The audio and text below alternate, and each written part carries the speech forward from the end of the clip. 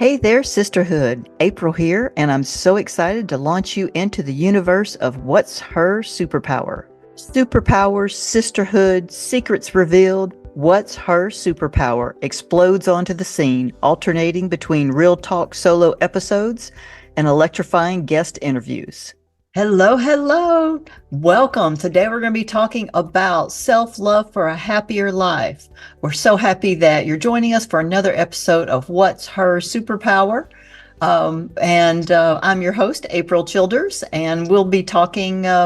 You've got me all by myself today, so no guest, but we're going to be going through a lot of you conjure up. You have something that automatically pops in your head about self-love when I say that term.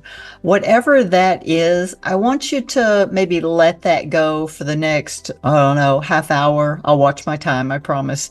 And it may not be that long, so stick with me. But we're going to talk about, because this is February, the month of love. But if we're not loving ourselves, how can we give to others? How can we give from an empty vessel? We can't.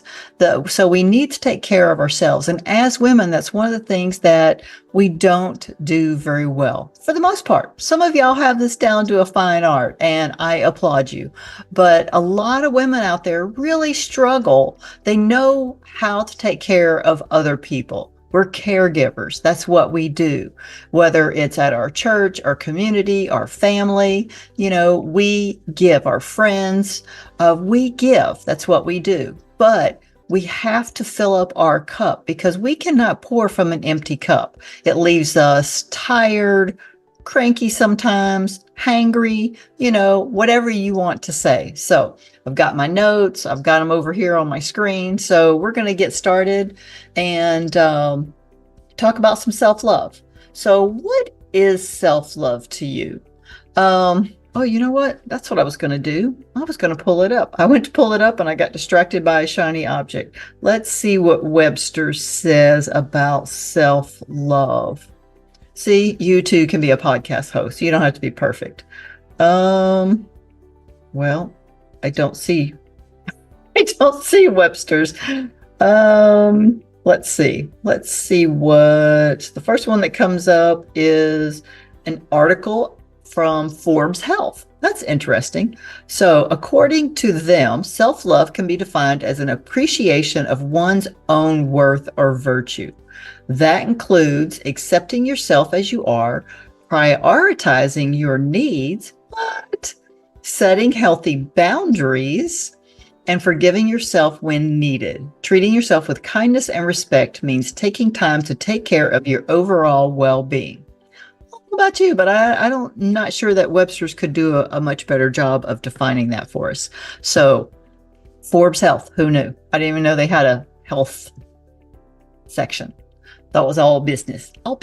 So let's get down to business. So now that we know the definition, let's look at some common misconceptions. Drop me some comments. What's the common misconception that you think of when you think about self-love?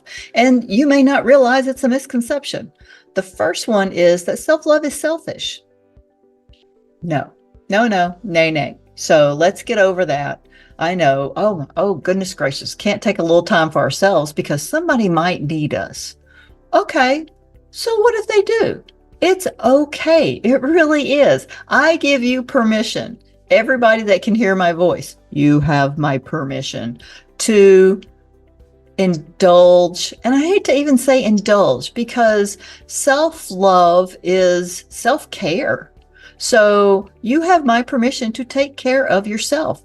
It's all right. And if they need something while you're doing something for yourself, chances are they'll either figure it out or when you're done and you're back in circulation, they'll still need it and they'll be all right. So you have my permission. That's a misconception that I want you to just throw out the window.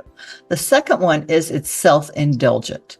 It's a luxury. It's not something you need, So I know when I was in the military, there was a lot of times where I ran a lot. I ran a lot when I was in the military. Some of it was because I had to.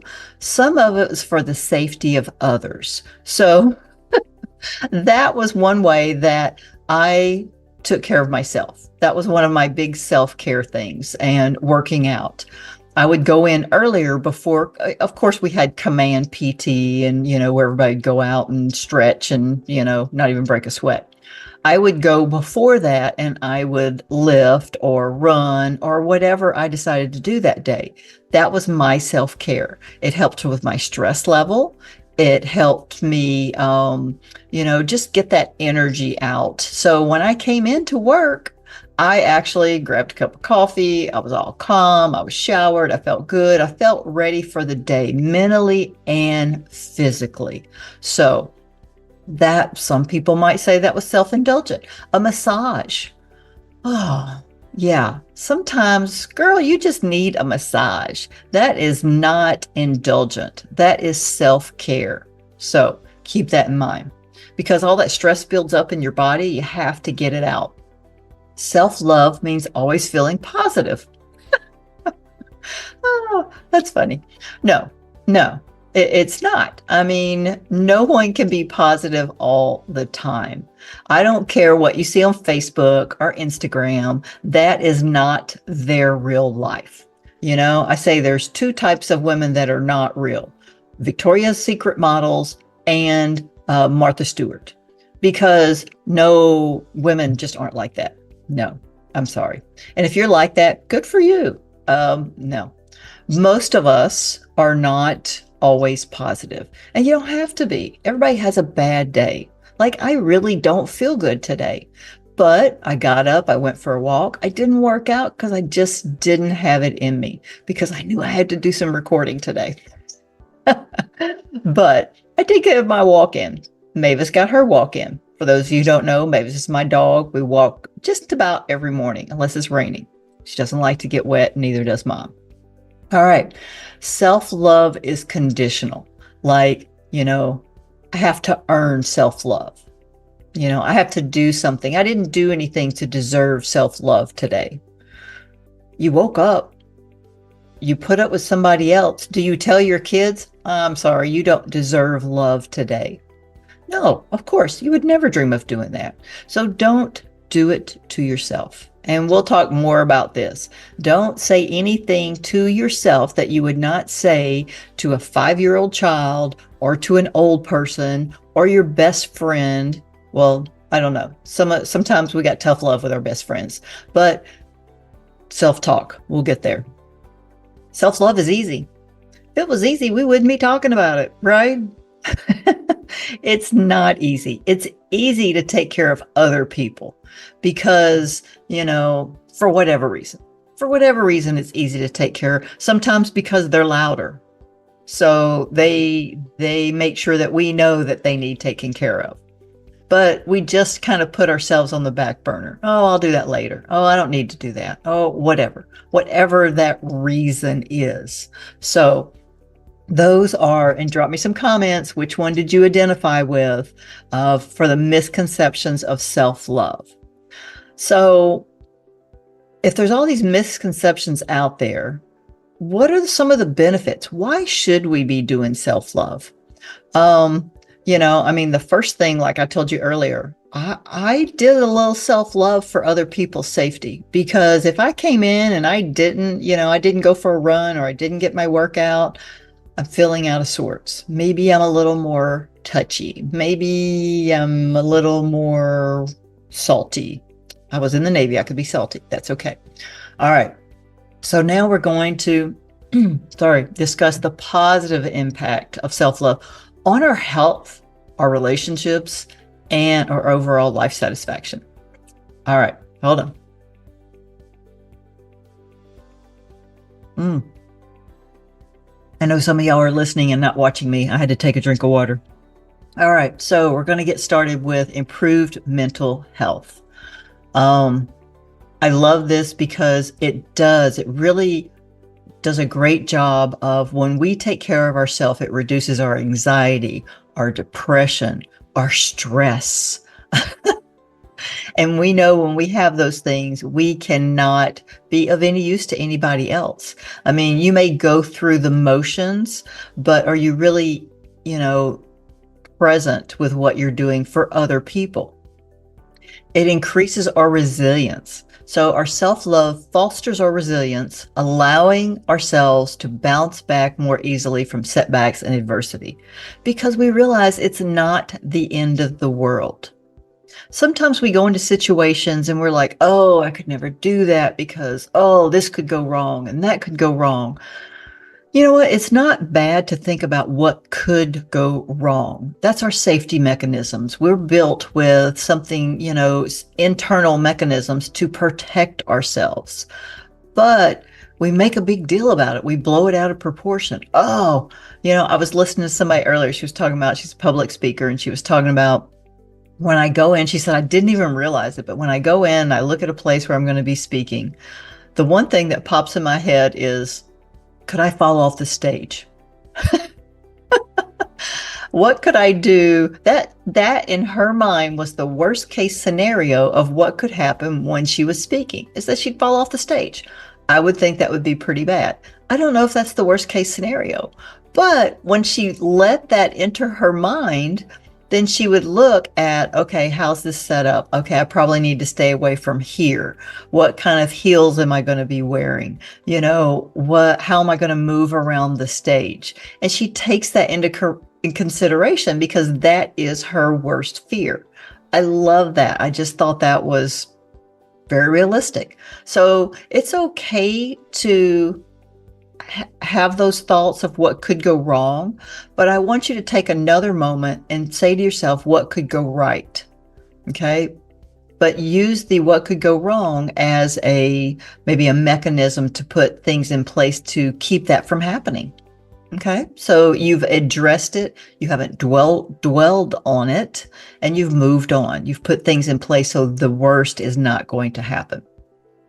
Okay. And enhance self-esteem. When you take care of yourself, you feel better about yourself. If maybe working out like me is one of your things, then you feel like you look better, you present better. So of course that helps your self-esteem. You're taking care of yourself, you feel better. So better relationships. When we're not maybe depressed, or we're not stressed, or, of course we're going to have better relationships. We are more open to what other people want, because we're not trying to pour from an empty cup, because we can't do that. We try very hard, especially, because there's some people out there that just don't know how to take care of themselves. They're always giving. And I want you to realize that there's a lot of people out there that are takers. Okay, takers. And when a giver is involved with a taker, there is no rest. So that's something you need to look at in your life. Do you have takers in your life? And maybe you need to set healthier boundaries with those takers. All right, so better relationships, increase happiness for ourselves. And that's important, because when we are happy, we attract that likeness. It's like a mirror. So what we're exuding out into the world is going to come back to us. We're going to attract happy people when we're happy. When we're not happy, we don't want to be around happy people. We want to be around people that are unhappy like us. And that's not good, because then that breeds more unhappiness, and it is a vicious cycle. Greater life satisfaction. We're happy. We got better relationships. We're attracting happy people. Well, of course we have better life satisfaction. Improve physical health. Okay, whether it's a massage once in a while, whether it's working out, whether it's running, whatever, drop me some comments and tell me what your form of self-love is. Do you do yoga every morning? Do you do Pilates? Do you go for walks with your dog? And drop me some pictures. You got pictures? I love to see pictures of dogs. And resilience against negative influence. When we are positive, we feel good about ourselves. We're happy. We've got good relationships. We don't want negative people in our lives, because their negativity stands out more than what it did before maybe we were in that place, and now we hear those people and we're like, oh, how could I ever have hung out with that person? They're always so negative. And we may not realize that that's how we were before we decided to give ourselves some self-love. All right. So self-love practices. This all sounds great, right? We're going to be happy. We're going to have better relationships. We're going to exude confidence, have better resilience. How do we do it? That's maybe what you're asking yourself right now. Sounds great, April. Now what? So self-love practices. Cultivating self-compassion, embracing kindness and understanding towards oneself. Practicing self-compassionate language and self-talk. I mean, it can be that easy. Just like I mentioned earlier, would you say it to a child, to an old person, to your best friend? We talk to ourselves in ways that we would never, ever dream of speaking to someone else. Stop that. Stop it now. If you can't hear yourself, ask your friends because they can hear you. And you know what? When we talk bad to ourselves, especially if we do it out loud, we're giving other people in our lives permission to talk to us the same way. I mean, are your kids going to talk to you in a loving manner if all you do is beat up on yourself with negativity? Oh, I was so stupid. I don't know why I did that. I can't do anything right. And what's worse is that your kids are going to parrot back the same thing to you. No matter what you say to them and how you build them up, they hear that negativity coming out of your mouth about yourself. So they are going to start picking that up because kids pick up more of what we say and do, what they see, than what we say. Did that sound right? So stop it. Stop that negative self-talk. Prioritizing self-care. Look at what you need. What kind of self-care are you doing now? Are you doing any? So, and we're going to talk further on about getting a routine of whether maybe, even if it starts with something as simple as a bath one night a week, light a candle, put some bath salts in the bathtub. If you like wine, pour yourself a glass of wine or your favorite beverage, let's put it that way, and soak in a hot tub. And put a do not disturb sign on the door or lock it.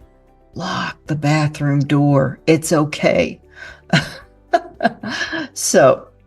But you want to get a routine that nourishes your mind, body, and spirit.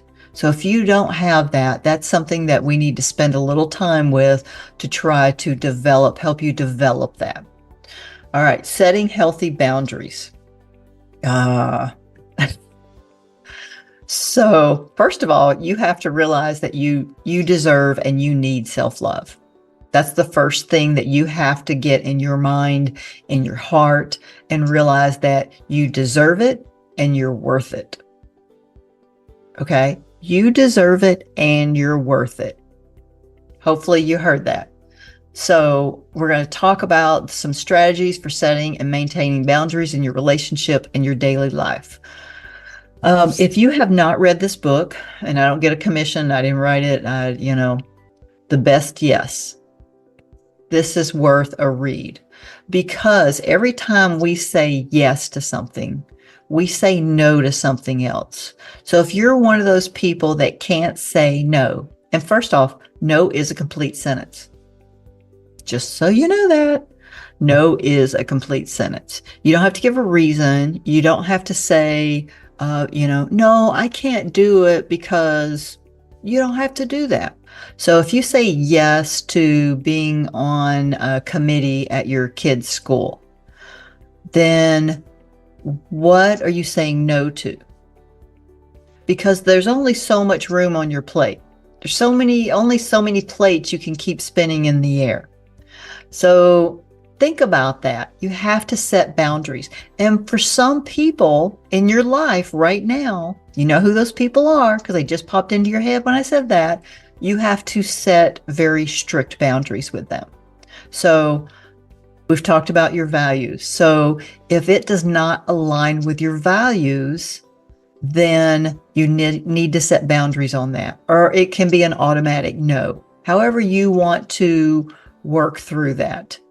But your values lead your life. And if it's not aligned with those values, then you need to set boundaries. Okay. Practicing gratitude and mindfulness. You cannot be grateful and sad, mad, whatever other negative emotion at the same time. So do you journal? I mean, I love to journal. And one of the big things that I journal about is what I'm grateful for every day. Well, actually every night. I do mine at night.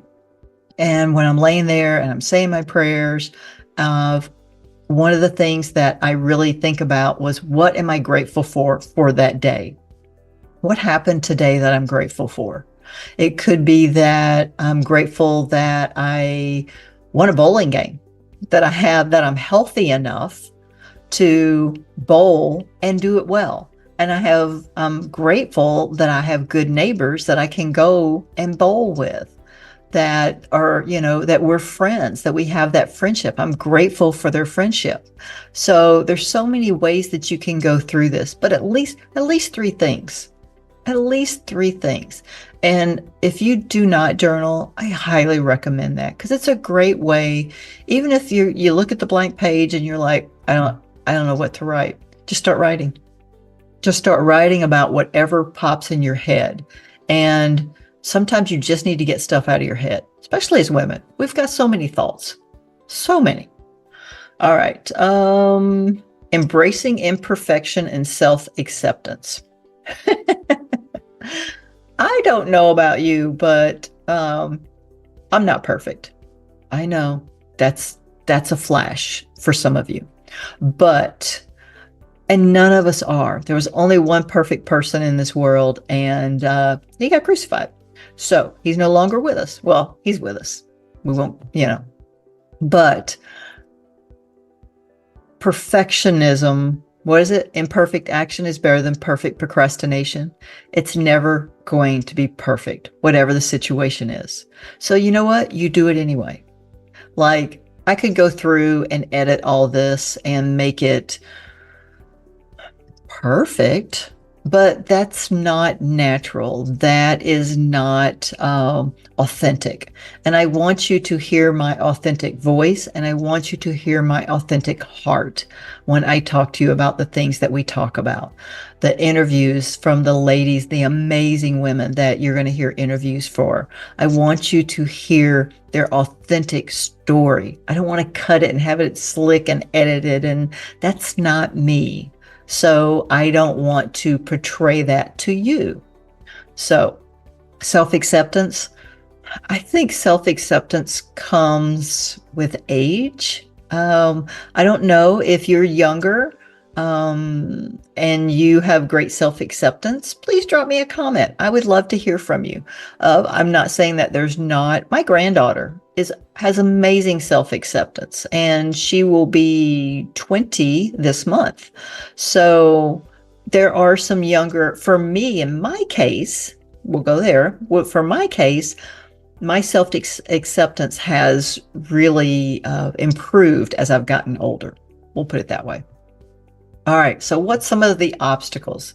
I'm running long, so I'm not going to talk about each one of these, but I will, and some of them we've already touched on. In negative self-talk. You wouldn't say it to, a child or your best friend. Don't say it to yourself. Perfectionism. Yeah, we've talked about perfectionism too. Comparing oneself to others. Was it comparison is the thief of joy or happiness, or it's a thief of something, and it's bad. So we don't want to compare ourselves. You are special just the way you are, and God made you that way. So there's nothing wrong with his creation, and don't let anybody tell you that there's something wrong with you. Past trauma and emotional wounds. I do want to spend a little time with this because it's so important. I have a friend of mine. She works a lot with first responders, police officers, things like that. And their trauma is more evident. It's like in your face kind of trauma. But most of us have trauma that we're not even aware exist. So she was, she puts out a lot of content to help people, and she was developing a new course. And we were talking about, she kept putting trauma in the title. And I told her, I said, I just think you're going to turn a lot of people off with that because people don't realize they've had trauma. It's not the trauma that they're trying to work through. It's either they're trying to build a business or they're trying to up their income. And for some reason, they're stuck. They have the story they're telling themselves about money comes from some kind of trauma. And when I say trauma, I don't want you to think something horrific, like 9/11, or, they saw someone murdered or whatever, all the bad things we think about. It could be something as simple as a comment. Oh, I was listening to a speaker. I don't remember who it was now, but she was talking about a comment that her father made to her when she was younger about being a quitter. Don't be a quitter. Nobody likes a quitter. And she said, every time I start something new, I hear that comment. That comment comes back to me. So trauma can come from the simplest of things sometimes. So don't think that, oh, I don't have any trauma. You probably do, and you just don't realize it. But somewhere in your life is holding you back. So don't let it hold you back. Lack of self-compassion. To me, this comes a lot with, that goes hand in hand with self-talk, negative self-talk, because we are quick to give others grace, but we are not quick to give ourselves grace. So sometimes just take a breath, give yourself a little grace, and step back. Be still and just give yourself a little grace, a little self-compassion. Unhealthy relationships. We touched on that. But if you are in a toxic, unhealthy relationship, sometimes you realize it, sometimes you don't until after the fact.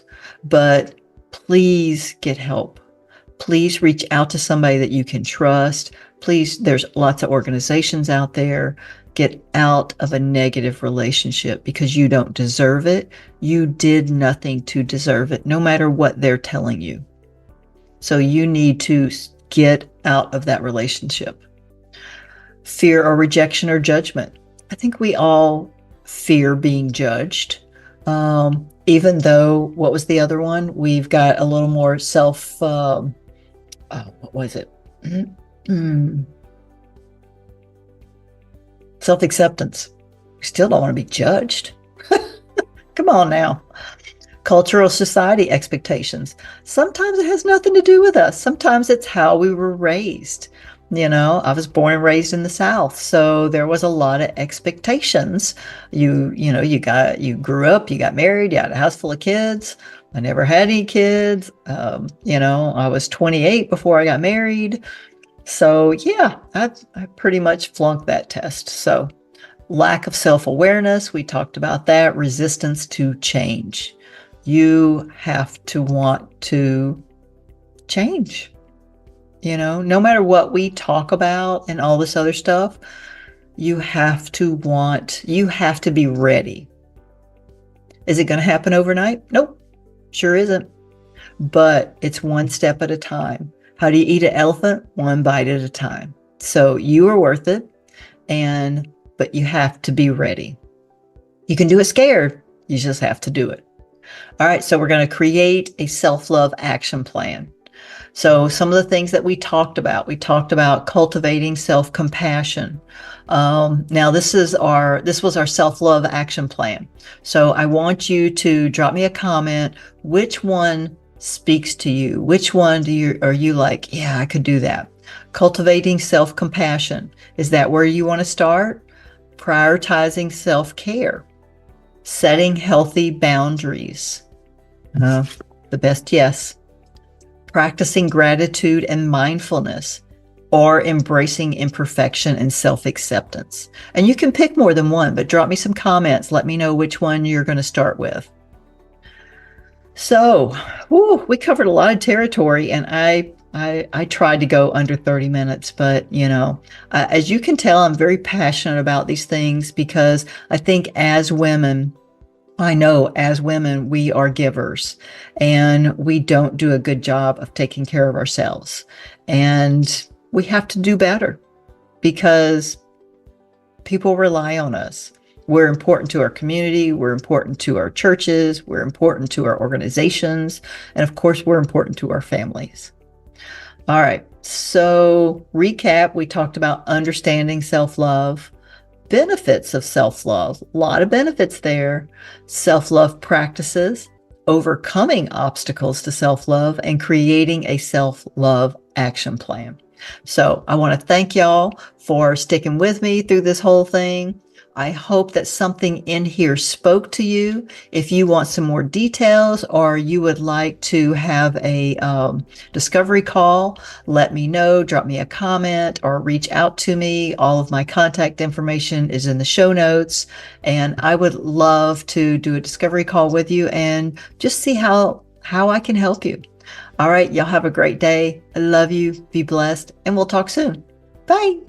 Forget unicorns. Unlock your true potential with actionable tips, inspiring stories, and a whole lot of laughs. Join the mission. Subscribe now. Find your own What's Her Superpower? Join the mission.